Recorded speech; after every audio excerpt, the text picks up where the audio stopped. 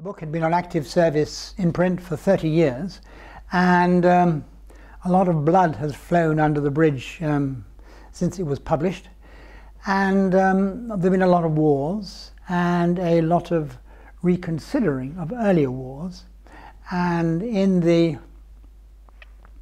book has the same essential shape as it had before. And one of the things that I was glad to be able to do was to, as I say, increase the coverage of the First World War and particularly the Second World War, including a few more Americans. Another reason is that in almost every case, the best poems to emerge, or the most memorable poems, and when I was talking about best, one of my criterion would be memorability.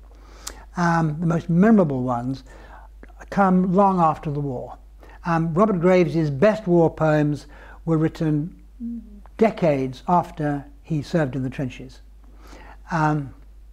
David Jones's In Parenthesis, which for many people is the great text of the First World War, was published in, I think, 1937, and he'd served all the way through the trenches until 1918. But he actually writes the book about it and published it with his incredible memory, writing poems in, well, the book appeared in 1937, more vivid than many people who were writing poems in 1918.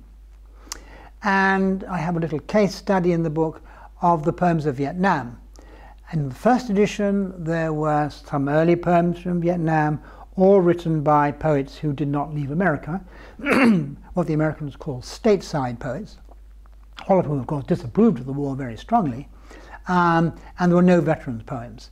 In 1980s, the first good veteran poems start appearing, and the new edition has, I like to think, a proper coverage, 8 or 9 very fine poems, written by American veterans of the Vietnam War. A great many poems have been written about Afghanistan and Iraq.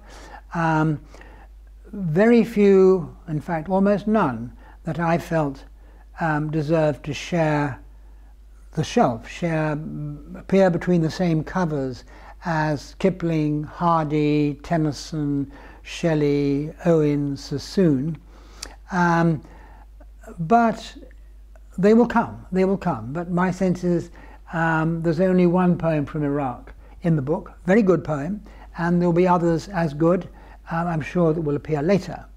But my sense is that in almost every case, the distillation of experience that is necessary for a good poem takes some years to take place.